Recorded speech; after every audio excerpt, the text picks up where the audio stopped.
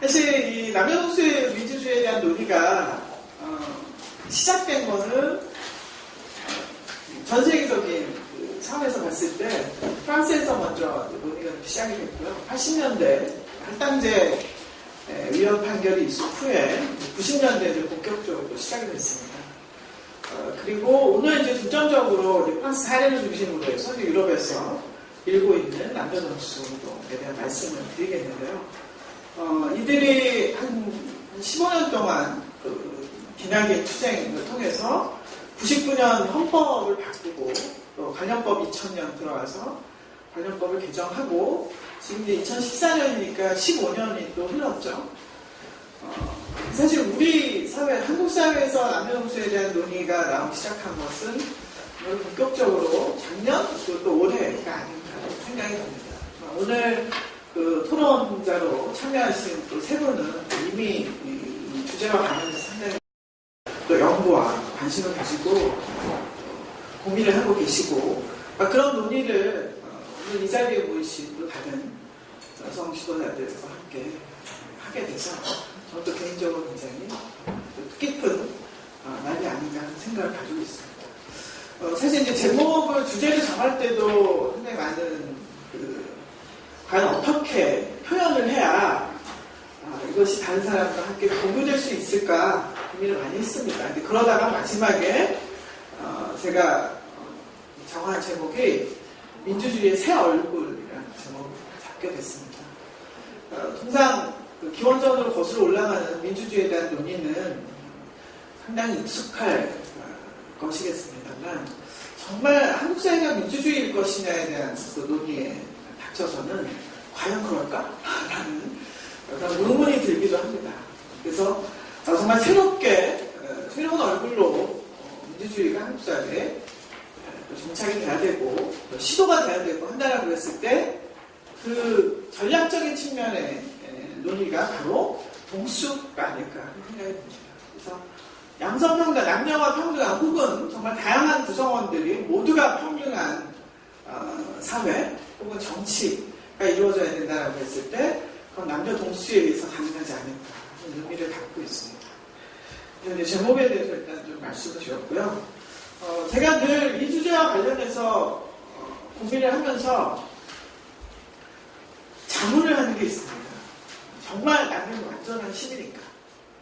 제가 생물학적으로 여성인데요. 그동안의 경험, 50년의 어떤 그 삶의 경험을 통해서 보면 정말 내가 완전한 어떤 평등권을 가지고 있는 그런 권리를 누리고 있는 이 공동체의 시민이라고 할 수 있을까? 라는 의문을 갖고 지금도 살고 있고요. 또 나아가서는 그렇기 때문에라도 정말 한국 사회가 민주사회인가? 라는 자문을 하면서 삽니다.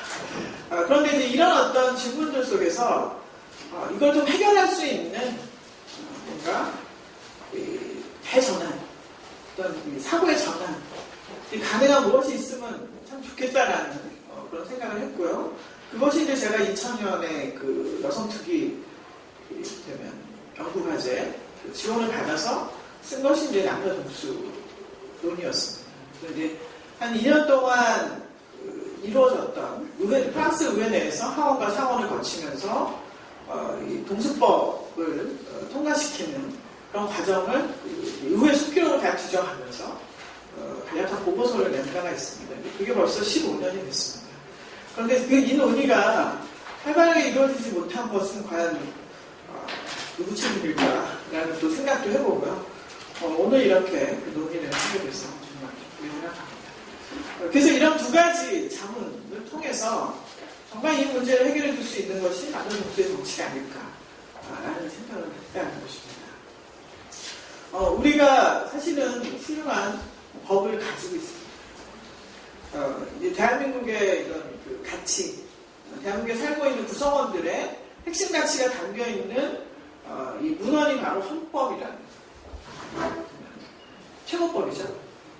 근데 헌법을 읽은 분들이 그렇게 많지는 않더군요. 작년부터 제가 이제 어디 강의를 하거나 토론을 할 때마다 이 헌법을 좀 강조를 하는데요. 정말 눈물겨운 그 문구들이 들어가 있습니다. 잠깐 보시면 유구한 역사와 전통이 빛나는 대한민국. 이걸 읽다 보니까 또 이 새정치 민주연합 당원당규 정하는데 또 의견이 많더라고요. 자, 여기는 정말 우리가 부인할 수 없는 정말 합의에 의해서 만들어진 문구들이 들어가 있는데요.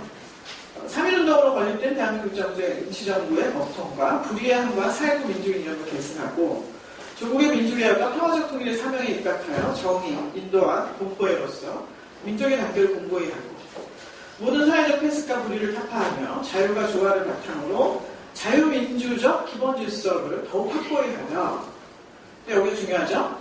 정치, 경제, 사회, 문화의 모든 영역에 있어서 각인의 기회를 균등히 하고 능력을 최고도로 발휘하게 하며 자유와 권리에 따른 책임과 의무를 완수하기 위해서 안으로는 국민 생활의 균등한 향상을 기하고 이 부분이 굉장히 걸리는 부분이죠. 정말 각인의 기회를 균등히 하고 정말 균등한 향상을 기하고 있느냐 일상생활에 있어서 그 부분입니다. 어차피 이건 우리의 비전이고요. 이걸 실현하기 위해서 매일매일 많은 사람들이 노력을 해요. 그래서 바로 이 대원칙 헌법 정부를 통해서 그야말로 공포된 그리고 인정된 많은 사람이 그렇다고 한 부인할 수 없는 바로 이 문장을 통해서라도 우리는 정말 내가 정말 진정한 국민으로서 이 모든 권리 혹은 나아가서 의무까지도 그거를 누리고 또 감당하고 있느냐 하는 질문을 해볼 수가 있다는 거죠. 그래서 이 헌법 정부를 통해서 우리가 무엇을 해야 될지 또 방향을 잡을 수가 있습니다. 그래서 이제 법이나 제도적인 측면에서 아시아 모범 국가로 선정될 만큼 대한민국은 그동안 많은 노력을 해왔습니다.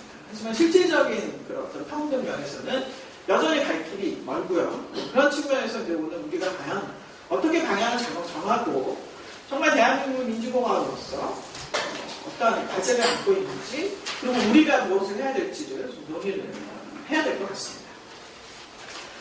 그래서 이제 바로 이런 그 대원칙의 근거에서 모든 사람이 구성원들이 남성, 여성을 막론하고 구성원들이 자신의 권리를 충분히 누릴 수 있는 그래서 일상생활에서 남성과 같은 여성도 국가의 대표로 자기 삶의 주인으로 살아갈 수 있는 바로 그런 부분에 어떤 장애물들을 제거하는 작업들을 전 세계적 차원에서 꾸준히 해왔습니다. 사실 이제 UN 45년 창설 이후에 UN의 모든 정책이 결국 그 선상에서 이루어져 왔고요. UN의 정책에 힘입은 바 대한민국도 남녀 평등에 관한 많은 정책들이 있습니다. 그런데 이제 결국에 정말 이 성차에 기반한 어떤 차별의 문제가 우리 이사장님께서도 앞에서 이제 말씀을 해주셨듯이 정말 너무도 일상적으로 그것이 정말 공고하게 자리 잡고 있기 때문에 그것을 바꾸기에는 과연 지금의 법으로 가능할까? 지금의 제도로. 더군다나 우리가 되면 그 말 많은 할당제를 가지고 이걸 달성할 수 있을까? 더 이상 이 할당제로는 충분치 않다라는 논의가 있었던 거고요. 결국에 이제 할당제가 차별시정 프로그램 차원에서 할당제가 시행이 됐다면 또 나아가서는 때때로 할당제가 역차별이다라고 하는 그런 어떤 남성 정치인들의 그런 어떤 반격을 통해서 정말 대한민국의 평등에 대한 논의가 가능한 설자리를 이룰 것이 아닌가라는 말입니다. 그래서 그것에 대한 해답을 주었던 것이 프랑스의 사례고 그 남녀동수 운동을 통해서 그들이 제시하는 것이 바로 거의 천부적인 것 차원에서 혹은 정말 자영권 차원에서 여성의 정치 참여는 남성과 같은 수준에서 이루어져야 된다. 그래서 더 이상 할당자 문제가 아니고 50대 50의 참여를 통해서 차별 문제를 해결하고 진정한 민주주의를 실현해야 될 것이다. 이런 운동이 있었던 거죠. 그래서 그 내용을 조금 잠깐 읽어드리면 근본적인 변화가 필요한 거고요. 여성의 배제를 묵인했던 철학과 실천을 바꿔야 하고요. 프랑스 인구의 다양성을 선출을 위해 구성에 반영을 해야 된다는 거. 그래서 정말 극단적인 그 정치 집단의 동질성, 남성이라는 이 압도적으로 남성이라는 사실은 결국 특정 집단의 권력을 귀속시키는 거고 그 집단 구성원들이 대표성을 그들이 얘기하는 보편주의 원칙에 의거해서 남성들이 대표성 주장한다는 것은 결국엔 대의제 자체를 왜곡시키는 결과다. 그래서 의사결정자들 중에서 다양성이 부재한 것은 정치계급이 독점적 권력을 함유하고 도모했기 때문이며 이 계급이라는 것은 대타적은 남성이었다. 이것은 역사적 우연이 아니고 만들어진 것이다라는 거죠. 역사적 우연이 아니라 보편주의와 남성성의 동의어로 여겨졌다는 사실을 말한다. 그래서 국가의 대표성에서 나타나는 젠더 불균형은 선출 공직자들이 중립적 개인이 아니라 특별한 이익 집단, 즉 다른 이들을 배제함으로써 자신들의 독점권을 보호하는 동질적 정치 계급임을 의미하는 것이다. 쉽게 얘기하면 보편주의라는 미명하에 남성들이 정치를 독점해 왔고요. 그것이 이를테면 민주주의 원칙에 전혀 문제가 되지 않는다고 얘기했던 것이 이를테면 그동안에 남성들의 정치였다면 이제 그것을 거부한다는 거죠. 그래서 분명히 정책 결정자들의 남성 중심적인 그런 어떤 이 독점을 해결하기 위해서 결국엔 여성과 남성의 동일한 참여를 주장을 했던 거죠. 근데 결국엔 이런 남녀독수운동 주장의 이론적인 토대는 사실은 어떻게 얘기하면 철학적인 차원의 이제 논리라고 할 수 있는데요. 인류의 이원성에 근거한 논리입니다. 그래서 인간은 남성이거나 여성이거나 이원적인 종의 이야기인 거죠. 그래서 남녀독수의 핵심이 결국엔 이런 문화적인 어떤 차원의 논의를 넘어서서 정치 민주화 차원에서 결국엔 정답성을 확보하는 것이라면 그 핵심이 우선적인 어떤 핵심이라고 할 수 있는 것은 지금 이제 정치권의 차별적인 관행들을 폭로하는 데서부터 이제 시작이 되었다고 말씀드릴 수가 있겠습니다. 그래서 결국 그 정치 영역에서 여성을 위한 자리를 어떻게 만들어낼 것이냐와 관련한 이론적이고 철학적인 측면의 변화라고 말씀을 드릴 수 있고, 결국에 이를테면 그것이 이제 여성이냐 남성이냐 누가 더 적절하냐 하는 논의를 넘어서서 근원적인 차원에서 인류의 이원성, 남성과 여성으로 이루어진 인류 이원성에 근거한 새로운 정치 철학적 접근이라고 말씀을 드릴 수가 있겠습니다. 이게 이제 남녀동수 운동이 이야기하는 바고요. 결국은 양성평등을 원칙으로 제시했던 것이고, 결국엔 이 원칙을 이해하는 데 필요했던 것이 법이고, 그들이 이제 바꾸었던 그들이 시도했던 헌법 개정과 관련법 개정이 결국엔 이 원칙을 토대로 해서 이루어졌다는 거죠. 구체적인 그 조항을 좀 보겠습니다. 이게 이제 프랑스 헌법 1조하고 4조를 제가 좀 발췌를 했는데요. 이 동수 철학의 근거에서 법이 어떻게 바뀌었는지 이게 이제 근거죠. 증거라고 할 수 있겠습니다. 자, 1조에 보면 프랑스는 비종교적 민주적 사회적 불가분적 공화국이다. 출신, 인종, 종교에 따른 차별이 없이 모두가 평등하다는 거예요. 그거에 근거해서 결국엔 법률이 정하는 바에 따라 남성과 여성의 평등한 선거직과 선출직 및 직업적, 사회적 직책에 동등한 진출을 보장한다. 이 문구 하나를 바꾸기 위해서 5년을 싸웠습니다. 그래서 이제 이게 헌법이 바뀐 거고요. 관련한 조항이 이제 4조 2항에 보면 분명하게 또 논의가 되어 있죠. 정당 및 정치단체는 법률이 정하는 바에 따라 제1조 제2항, 바로 지금 방금 제가 읽어드린 남성과 여성의 평등한 선거직과 선출, 직업, 사회적 직책에 동등한 진출을 보장하는 이 2항에 정한 원칙을 정당 및 정치단체는 이것이 이루어지도록 기여해야 된다. 이게 이제 관련법 개정이었습니다.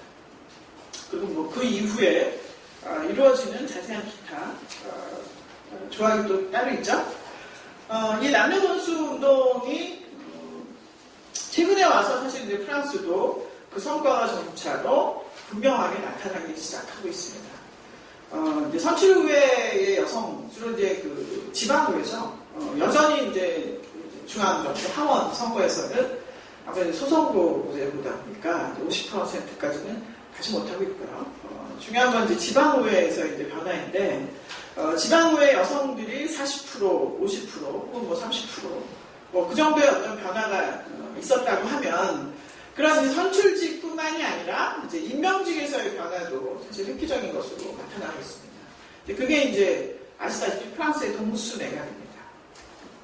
그래서 이제 남녀 동수운동의 성과가 처음에 이제 의회 진출에서 이제 나타나고 그 다음에 이제 행정부 측면에서 이제 그 성과가 나타나기 시작하게 된 거죠. 그래서 보시면 지금 이 사진에 가운데 있는 그 남성이 올란드 대통령이고요. 그 옆에 이제 수상하고 그리고 이제 기타 이제 장관들인데 지금 18명, 19명 구성이 되어 있습니다. 남성 장관 수상부터 해서 주요 5개 부처 장관 중에 여성은 한 명밖에 없습니다. 그래서 여전히 수적으로 동수로 가고 있지만 여전히 힘의 불균형 현상은 여전하다라고 얘기는 하지만 지금 대한민국 여성 장관 단양 하나 있는 현실에서는 너무도 큰 괴리가 있을 수 있죠. 그래서 이제 보시면 수상부터 시작해서 이제 남성 장관이 있고요. 그 다음에 여성 장관 법무부터 시작해서 18명의 여성 장관이 있습니다. 이게 이제 사회당 그 올란드 후보의 대통령 후보 때 공약이었고요. 바로 이제 선거에 승리하면서 동수내각 구성이 이루어졌습니다.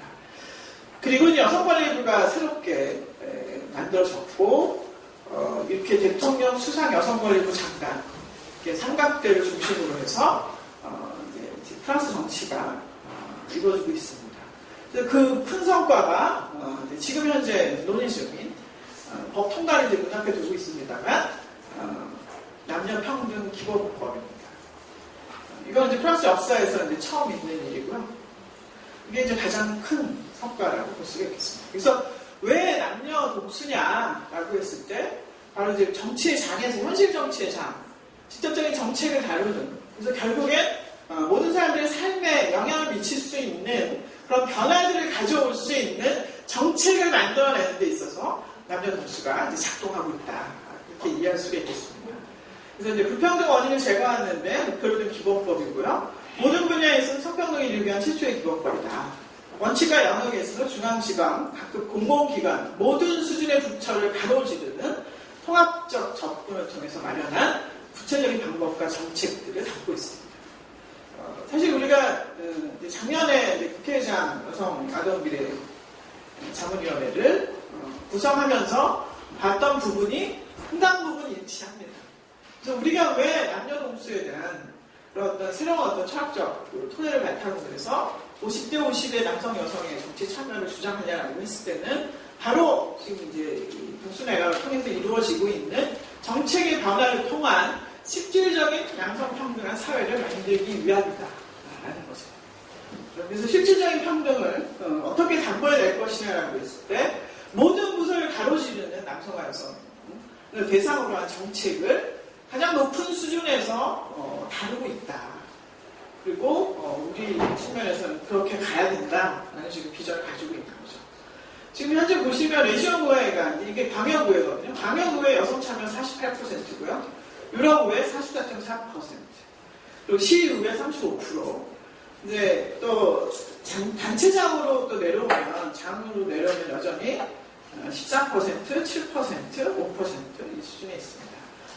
그래서 이 부분이 결국에 2015년 시의회 선거 때부터는 많은 변화가 있을 것이다. 왜냐? 여기 보시면 지금 이 50% 동수를 지키지 않는 정당에 대해서는 보정을 삭감을 하고 있어요.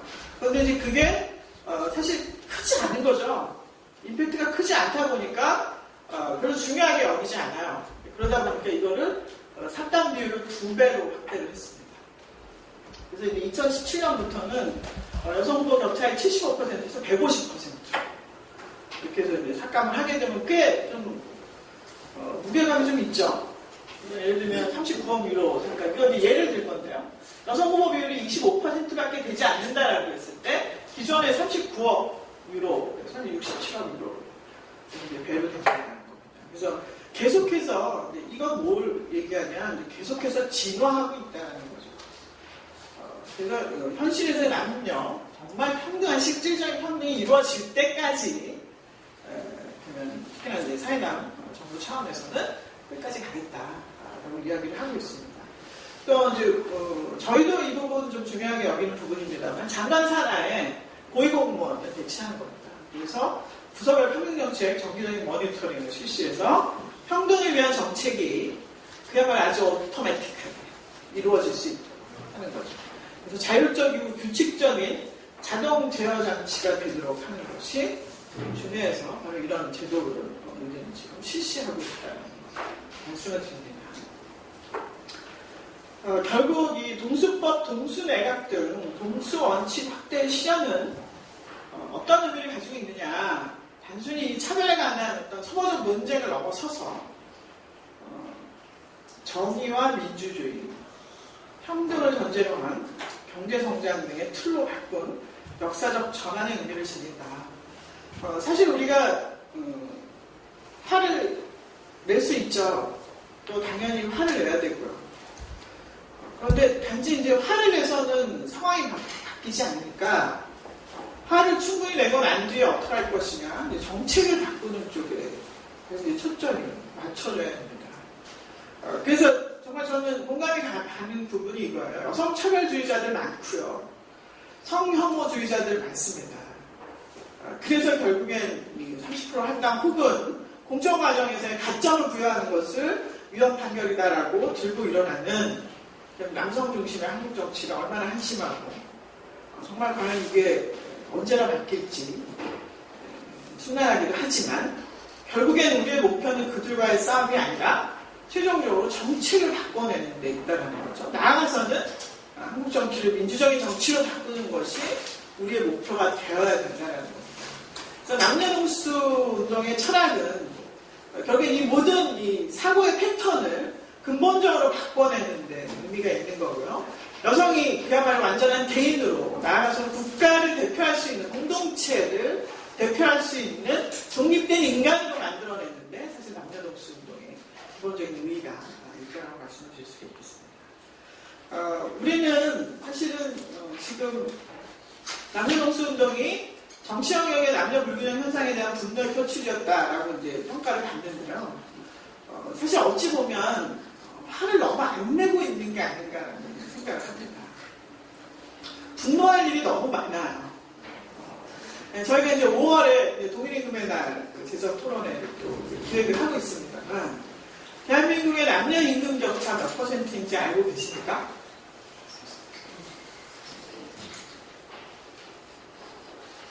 40%. 네, 39%입니다. 그럼 OECD 평균이 지금 15%예요. 근데 이제 굳이 OECD하고 구분하지 않아도요. 어쨌든 모든 여성 관련 수치는 최하위라고 보시면 됩니다. 대한민국은. 근데 이제 그 중에서도 가장 심각한 것이 남녀 임금 차이예요. 동일 같이 노동 동일 임금. 그래서 이제 100대 61이죠. 그러니까 100만 원 가지고는 여성은 61만 원을 받는다는 겁니다.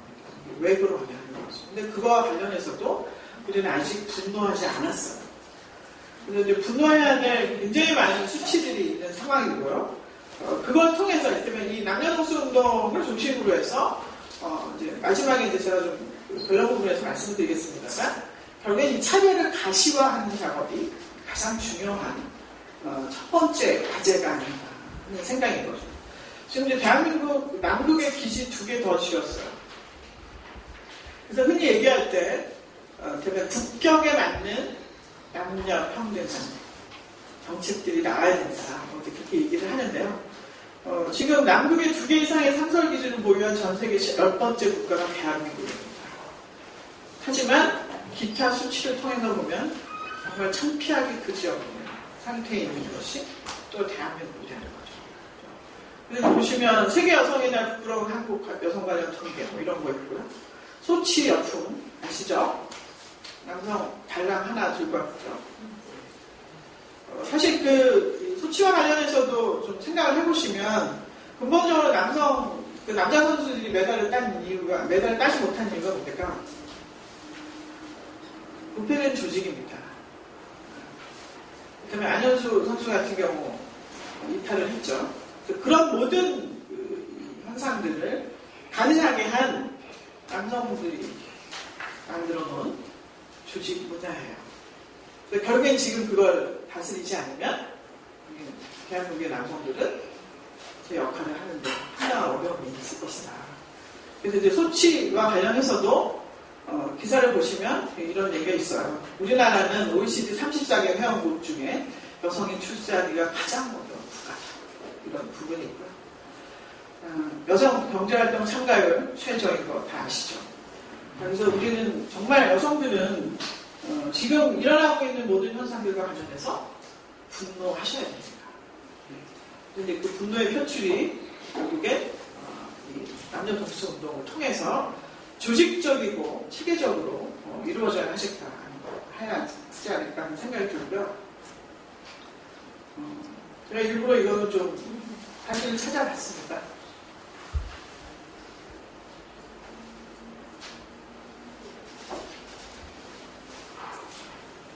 대통령 이외에는 여성을 찾아볼 수 없는 현실이죠. 우리가 해결해야 될 과제 중에 하나죠. 그래서 남녀동수의 미래, 지난달 이제 1월 포럼 때 안고문님께서 말씀을 해주신 바로 그 내용과 맞닿아 있습니다. 7대 과제, 33개 세부 과제.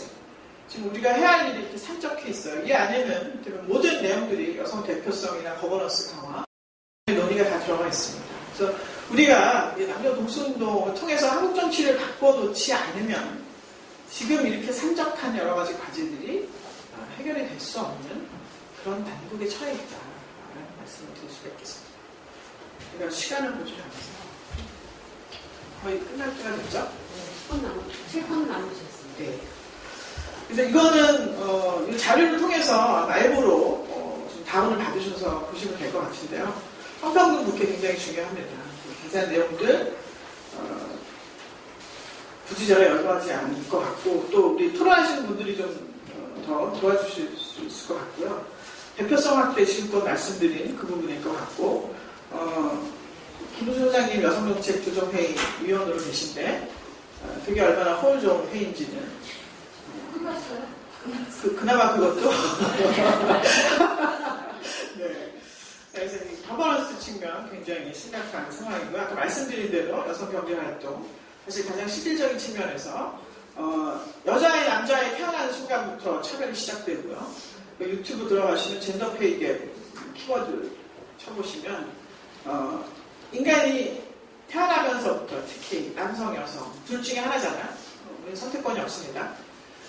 그런데 태어나는 그 순간부터 차별이 시작됩니다. 그래서 결국에 그게 마지막에 어떤 차별로 끝나느냐? 연금 차별로 끝이 납니다.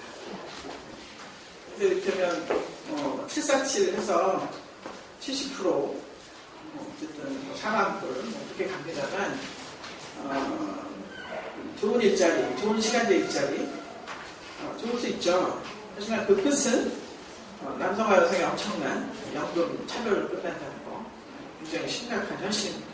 일가정 양립, 여성폭력, 여성건강권 이 정말 산적해 있는 이런 과제들을 어떻게 해결할 것이냐 이건 바로 복수에 의한 정치 변화 많이 가능할 것이다 라는 겁니다. 그래서 이제 우리가 해야 될 것이 저는 한 2가지 정도로만 좀 정리를 했습니다. 가장 중요한 거 차별을 드러내는 일입니다. 대한민국 절대 민주적이지 않습니다. 제가 앞에서 정말 자문했던 2가지 여성은 여전히 완전한 시민이 아니고요. 대한민국은 여전히 민주적인 정치 못하고 있습니다. 그래서 그것이 왜 그런지는 일상적인 측면에서의 차별을 통해서 충분히 우리는 이해할 수가 있다는 거죠.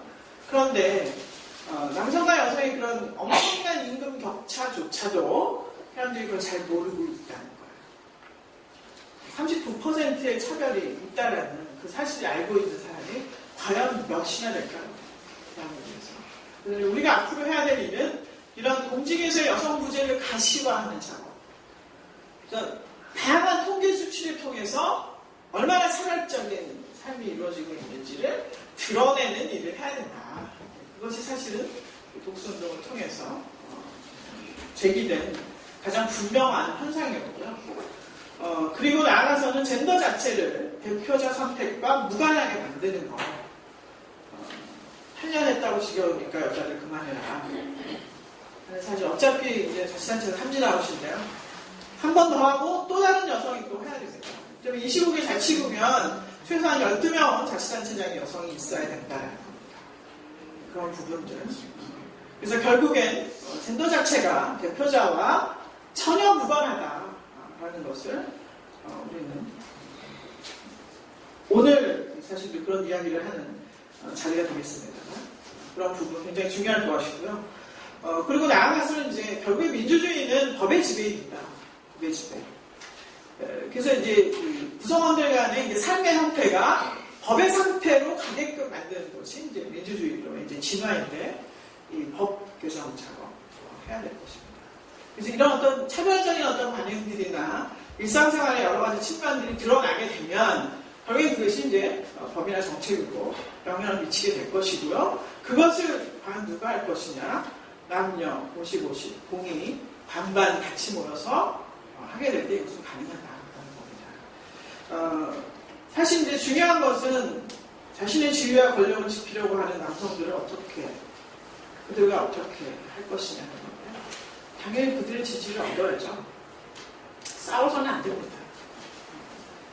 그래서 이제 그들이 가지고 있는 차별적인 어떤 사고나 그동안 해왔던 어떤 관행들 그런 것들을 뒤로 하고 우리가 이제 협상할 때 사람 묻지 않고 문제에 집중해야 하듯이 결국엔 같이 만들어낼 정책이 무엇인지를 끊임없이 얘기해야 된다는 거죠. 그래서 우리 안보모님께서 번역하신 Know Your Power 낸시 펠로시 의장 이야기에 보면 그런 이야기가 나옵니다. 한 가지 사실을 확실하게 알게 됐다. 사실 20년, 30년 전만 해도 프랑스 의회에 여성이 들어오면 난 우리 위원회에 저 여성을 받을 필요가 없다. 여성을 거부한 너무도 어처구니 없는 일들이 불과 20, 30년 전에 있었다는 거죠. 그런데 지금에 와서도 결국 여전한 어떤 이 차별적인 어떤 정치가 어떻게 변화될 수 있을 것인가를 고민하면서 이런 이야기를 해요. 남자들은 절대 여성들을 향해서 혹은 누구로든지 주변 사람에게 어떻게 생각하느냐고 묻지 않는다는 거예요. 그냥 자기들 생각으로 한다는 거죠. 하다못해 그것이 임신에 관한 것이라 하더라도 묻지도 않는다. 절대로. 그래서 오래전 나는 내가 남자들의 태도를 고치기 위해 의회에 온 것이 아니라는 결론을 내렸다. 나는 국가의 정책을 바꾸어 이곳에 왔다. 우리가 바꿀 것은 민주적이지 않은 대한민국의 정치입니다. 그러기 위해서 다시 남성들의 지지를 어떻게 획득할 것이냐 굉장히 중요한데요. 한 가지 긍정적인 부분은 어떤 팀이 정말 스마트한 팀이냐라고 했을 때 좀 더 많은 여성이 있는 팀이 스마트하다라는 연구 결과가 있습니다. 여성들이 같이 남성들과 함께 정책을 바꿔 나갈 때 우리 사회는 보다 민주적이고 보다 자유롭고 정의로운 사회가 될 수 있지 않을까 하는 겁니다. 관련해서 제한된 시간 안에 제가 준비한 내용 말씀을 드렸고요. 제 발제문은 저희 그 카페하고 홈페이지를 통해서 올려두도록 하겠습니다. 제가 바라는 것은 오늘 이 자리를 시작으로 해서 정말 그동안 역차별 논쟁에 휘말린 할당제 걷어치우고 정말 여성에게 주어져야 될 완벽한 권리, 정치 참여, 50%의 정치 참여, 정말 기본권적인 차원에서 주장이 되어야 한다는 거. 그래서 오늘 이후로 보는 사람들마다 더 이상 할당제가 아니라 남녀동성의 정치로 가야 된다. 라는 걸 그야말로 다단계 판명을 해서 세 사람에게 또 그 세 사람이 또 다른 세 사람에게 이렇게 해서 전파가 돼서 대한민국이 영실공이 정말 민주주의 국가로 거듭날 수 있도록 기여를 해주실 것을 부탁을 드리면서 여기서 발제를 마치도록 하겠습니다. 고맙습니다.